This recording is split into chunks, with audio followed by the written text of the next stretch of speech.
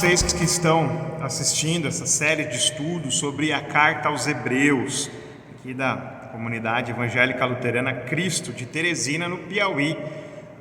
Você é muito bem-vindo, Deus abençoe você. Vamos começar o estudo de hoje invocando a presença do nosso Deus. Em nome do Pai, do Filho e do Espírito Santo. Amém. Senhor Deus, abençoe a cada um dos que estão assistindo, para que nós possamos juntos refletir sobre a Tua Palavra, possamos aprender mais sobre a Tua vontade e aquilo que o Senhor nos orienta em Tua Palavra. Em nome de Jesus. Amém. Vamos começar lendo os versículos 1 a 3 de Hebreus 5. Hoje nós estamos trabalhando o 5º capítulo da carta aos Hebreus, Hebreus 5. E diz assim: cada sumo sacerdote, sendo escolhido dentre os homens, é constituído nas coisas relacionadas com Deus a favor dos homens, para oferecer dons e sacrifícios pelos pecados. Ele é capaz de se compadecer dos ignorantes e dos que se desviam do caminho, pois também ele mesmo está rodeado de fraquezas. Por esta razão deve oferecer sacrifícios pelos pecados, tanto do povo como de si mesmo. O autor de Hebreus, ele começa falando sobre os sumos sacerdotes da época da lei de Israel, que levavam os sacrifícios a Deus pelo povo. E como eles eram humanos e também pecadores, eles poderiam entender as fraquezas do povo, ter empatia, ter compaixão com as fraquezas do povo, e eles ofereciam sacrifícios não só pelo povo, como por eles mesmos. Eles também precisavam dos sacrifícios para que eles tivessem os seus pecados perdoados. Essa comparação é pertinente porque Jesus também se fez humano e ele pode ter compaixão, empatia. Ele entende o que nós passamos, ele entende as nossas tentações, porque ele foi tentado em tudo. Ele entende as nossas fraquezas, porque ele passou pelas nossas fraquezas, mas ele nunca pecou. Ele sempre foi justo, sempre foi santo. Ele é santo, ele é justo.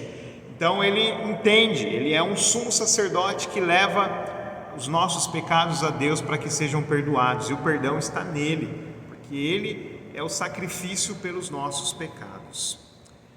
Vamos ler os versículos 4 a 10. O que dizem os versículos 4 a 10? E ninguém toma esta honra para si mesmo, a não ser quando chamado por Deus, como aconteceu com Arão. Assim também Cristo não glorificou a si mesmo para se tornar sumo sacerdote, mas quem o glorificou foi aquele que lhe disse: você é meu filho, hoje eu gerei você. Em outro lugar também diz: você é sacerdote para sempre, segundo a ordem de Melquisedeque. Ele, Jesus, nos dias da sua carne, tendo oferecido com forte clamor e lágrimas, orações e súplicas a quem o podia livrar da morte, foi ouvido por causa da sua reverência. Embora fosse filho, aprendeu a obediência pelas coisas que sofreu, e tendo sido aperfeiçoado, tornou-se o autor da salvação eterna para todos os que lhe obedecem. E Deus o nomeou sumo sacerdote, segundo a ordem de Melquisedeque. O autor aqui, ele faz coro com Filipenses 2, que diz que Cristo, sendo Deus, ele se esvaziou de si mesmo. Jesus não é glorificado por si mesmo, ele não fala: eu sou digno de honra e glória, essas coisas. E ele pode fazer isso, porque ele é Deus, e ele tem o direito de exigir a glória que ele tem, porque ele é Deus. Mas ele foi glorificado pelo Pai.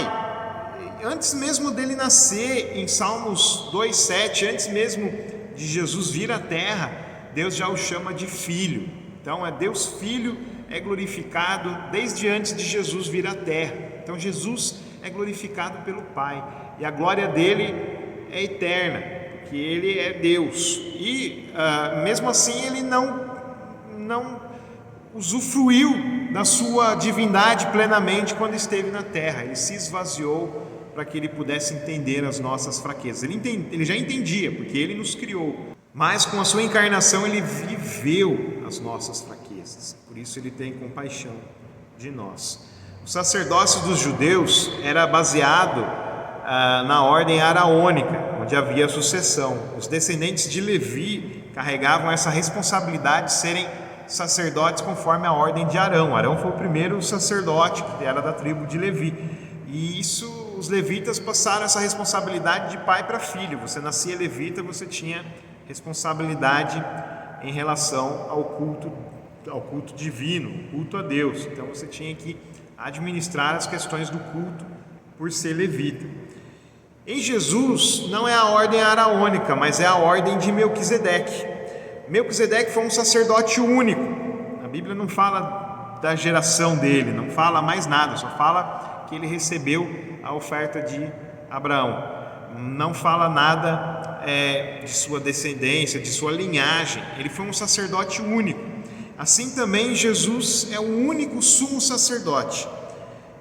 Terminou a ordem de Arão não era mais necessária, não é mais necessária em Cristo, e ele agora é o único sumo sacerdote que nós precisamos para receber o perdão de Deus. Então nós não precisamos que um sacerdote leve os nossos pecados a Deus, seja um mediador. Ele, Jesus Cristo, já é o nosso mediador, e é Ele que nos traz o perdão dos pecados. Vamos ler os versículos 11 a 14, diz assim: a esse respeito temos muitas coisas a dizer, coisas difíceis de explicar, porque vocês ficaram com preguiça de ouvir. Pois quando já deviam ser mestres, levando em conta o tempo decorrido, vocês têm novamente necessidade que alguém lhes ensine quais são os princípios elementares dos oráculos de Deus. Passaram a ter necessidade de leite e não de alimento sólido. Ora, todo aquele que se alimenta de leite é inexperiente na palavra da justiça, porque é criança. Mas o alimento sólido é para os adultos, para aqueles que pela prática têm as suas próprias faculdades exercitadas para discernir não somente o bem, mas também o mal. O autor da carta de Hebreus, que nós não sabemos quem é, ele dá uma bronca nos leitores dessa carta, dizendo que esse conteúdo que ele está passando já deveria ser conhecido pelos leitores, eles já deveriam conhecer aquilo, porque eles já eram cristãos há um bom tempo, mas eles não avançavam no conhecimento da palavra de Deus, eles ficavam estagnados, discutindo sobre questões elementares, questões pequenas, enquanto eles deixavam de avançar em questões mais importantes, como essa questão do sacerdócio de Jesus como nosso mediador. Eles não discutiam essa questão, eles discutiam coisas pequenas. Assim também é bom que nós prestemos atenção na palavra de Deus, lida ou ensinada, né? No culto, nos estudos bíblicos, né? Nas oportunidades de ensino e aprendizado da palavra de Deus, para que nós possamos ser maduros como adultos, para entender o que Deus nos ensina na sua palavra. A palavra de Deus tem coisas simples de entender e tem coisas mais complicadas, então nós precisamos aprender com o testemunho da palavra de Deus, que nós possamos ler a palavra de Deus, e também o testemunho daqueles que pelos séculos todos, como cristãos, também ensinaram sobre a palavra de Deus, e nós possamos aprender com esse testemunho da igreja durante todo o tempo, esses 2000 anos, possamos aprender mais o que está dizendo a palavra de Deus, como ela foi interpretada e deve ser interpretada.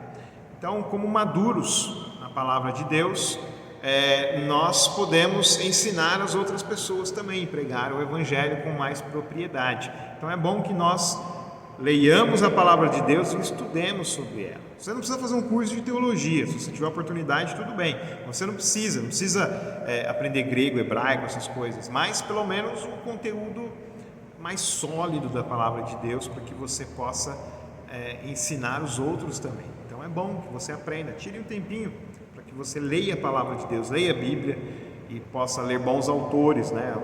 Autores luteranos, nós temos bons autores luteranos pela editora Concórdia, por exemplo, em português, onde nós podemos aprender mais sobre a palavra de Deus. E tem os escritos dos pais da igreja também em português, vários escritos que nós podemos adquirir e ler a palavra de Deus. E ler os comentários deles sobre a palavra de Deus, porque o que eles dizem não é a palavra de Deus, é a Bíblia que é a palavra de Deus, né? Mas eles comentaram e nós temos muito que aprender com esse testemunho histórico da palavra de Deus. Ok? Vamos orar então, vamos encerrar esse estudo Hoje foi um estudo mais ameno, né? Mais menor em conteúdo, o capítulo não é tão grande, então nós pudemos falar de forma mais compacta aquilo que o capítulo tem a dizer. Vamos orar?